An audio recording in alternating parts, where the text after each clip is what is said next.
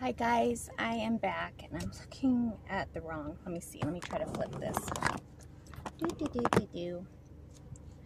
Either way, it's not good. Like, it looks like I'm looking at myself and now it's shadowy, so I'm going to flip it again.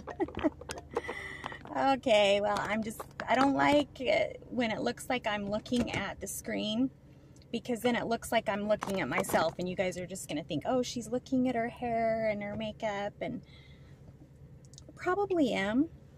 But also, you know, they say that when you communicate or talk, you want to make eye contact. So I'm making eye contact with myself.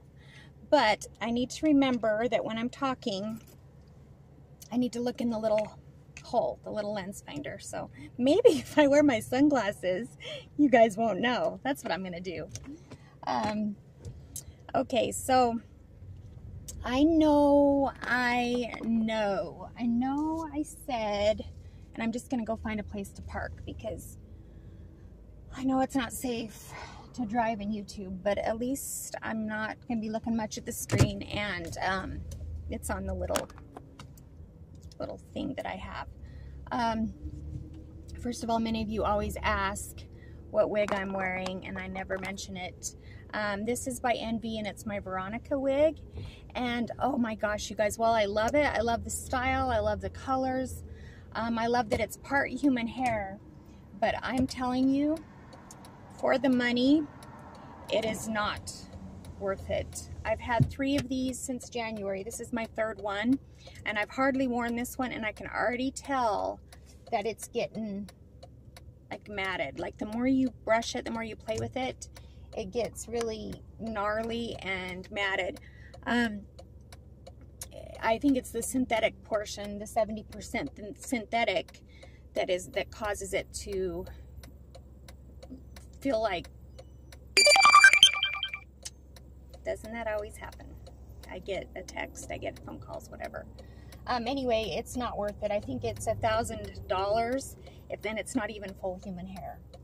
So I need to get on, and I want to find a human hair piece wig that looks like this. If anyone knows, see that? Just parted straight down the middle. Like, I love this style and I love the colors. But it's $1,000 for this half and half wig, and is so not worth it. It doesn't last. I usually get the discount at name brand wigs, so I only end up paying $600 or $700, which is still outrageous for a wig, but it's one that I love as far as style goes, and it does last, but not as long as it should. And so anyway, Envy Veronica, not really worth the money. If it was $700 or $600 and then you got the discount, maybe I would do it. But I'd rather spend $1,000 or $600 on a human hair wig than this one. That's 70/30. Okay, enough of that. I'm already up to 3 minutes. Just wasted a bunch of time. I'm gonna go sit in the Walgreens parking lot because I have to stop there anyway and get something. I know that I vacillate and I say, I'm not gonna do any more videos on this channel and and that's correct. I have started a new channel, and I have about 3 or 4 videos on it right now. I'm putting more personal ones on there, and I'm only, you know, I'm gonna be really careful about who I wish that YouTube was like Instagram, or I guess Facebook. I don't have Facebook, but where people could subscribe and you could deny or allow, whatever. Because I know there are some out there, which I say in my other videos, that I don't want to know them to know my personal life. And so I just want to literally have like 15 people on my other channel, you know, just people who really care.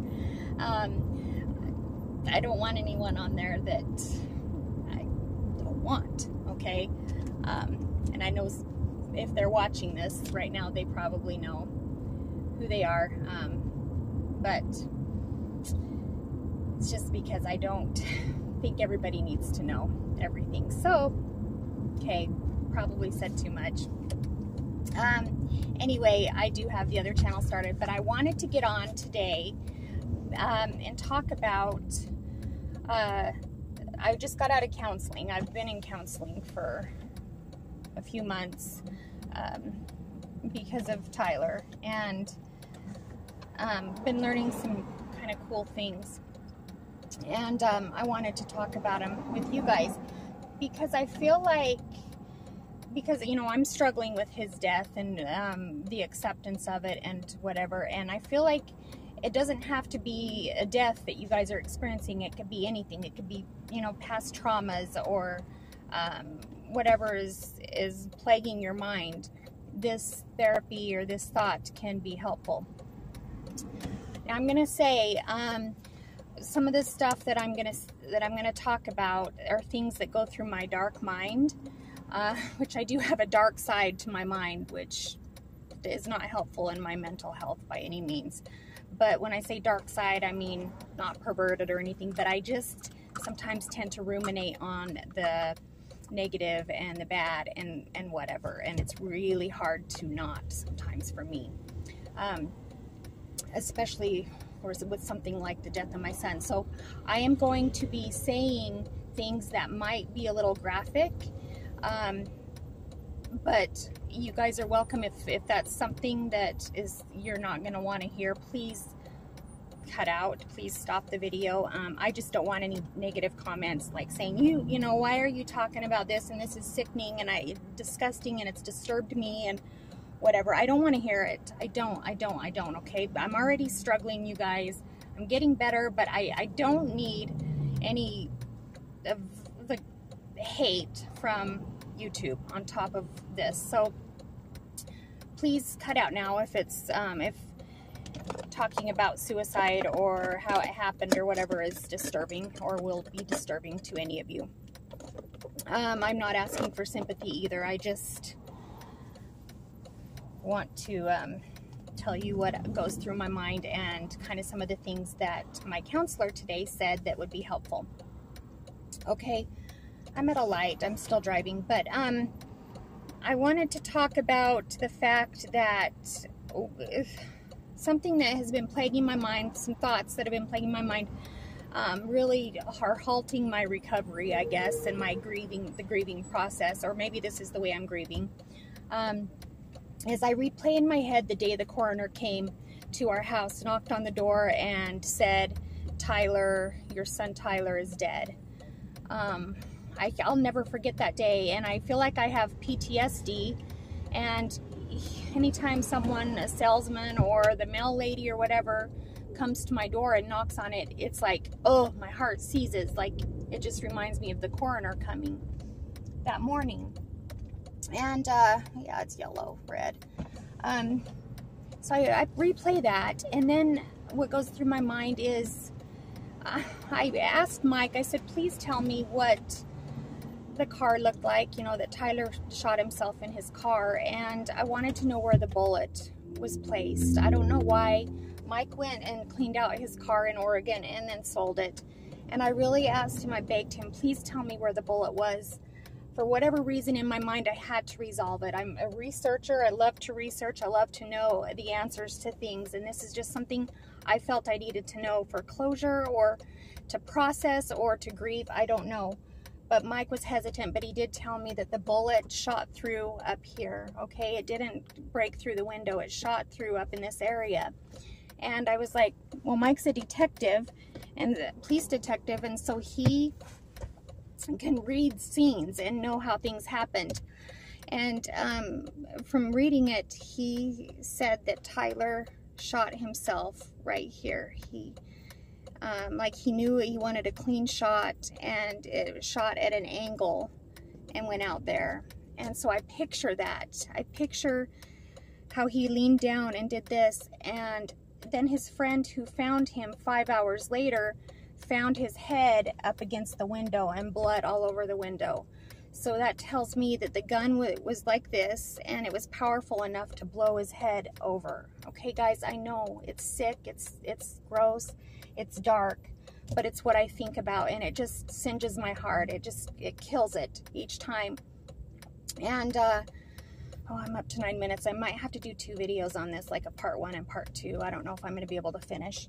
But I picture that, and it makes me sick in my head. And, you know, but it's like, I want to know. I wanted Tyler's friend, his firefighter friend who roomed with him, to tell me exactly how he found him. And so I think about that, and then I think about Tyler.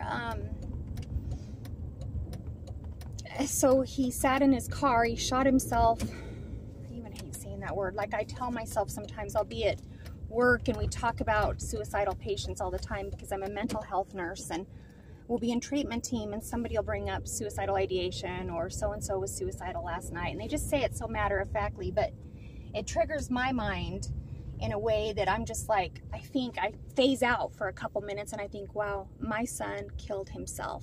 My son murdered himself. My son shot himself. Tyler is dead. You know, and that it triggers me to think that way. And then I go off on my dark thoughts, and then I'm back with treatment team, like, you know, back in the game.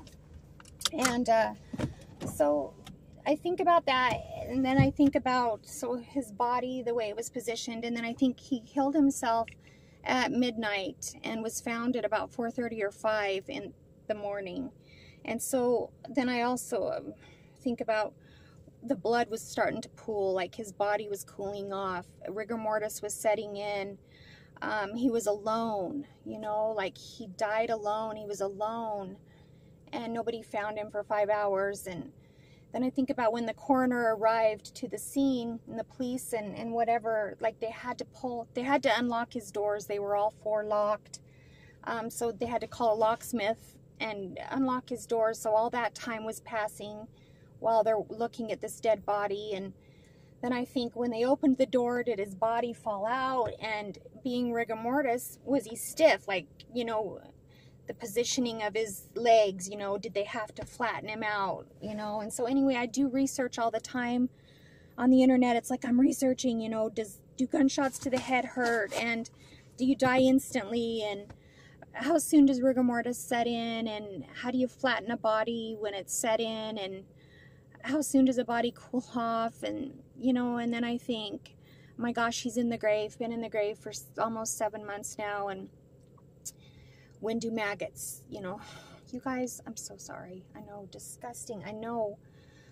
But I did warn you that this would be kind of graphic and to cut out. I'll probably even delay comments on this video just because I don't want to hear anything negative, like I'm crazy for thinking this way. But I think he's in the grave. His shell is, his body, I know his spirit is in heaven. But sometimes even the enemy will plague my mind and say he's not in heaven. You guys, it's horrible. But I think his shell is in the grave, and how soon do you decay after you've been embalmed? You know, I saw the bullet wounds in his head, in his casket. They had an open casket, so it was a clean shot. And then right here, they cut to embalm. In males, they cut right here and drain the blood, and he had that incision there. And so I think, well, he was embalmed, so how soon do maggots start eating the body? Bacteria, you know, do you decay rapidly, or is it years? You know, will he, if we exhumed his body, would he still look the same, you know? So that tortures me. It's literal torture in my head, and I know some of you may experience that. Some of you have 1 minute left. I'm going to do a second video, guys. This is going to be part 1. I know some of you might have plagued thoughts over past trauma, rapes, you know, other things that you replay over in your head. And anyway, I've got maybe some advice that I'll put up in the second video that might help, that I think is going to help me. So anyway, guys, I'm going to cut out now. Sorry that I say I'm not going to post on this channel anymore, but I wanted to post this. I'm going to post more personal stuff on my other channel, where I'm going to tell you just more personal things that I don't really want everyone to know. So anyway, guys, I'll see you in my next video. Talk to you later.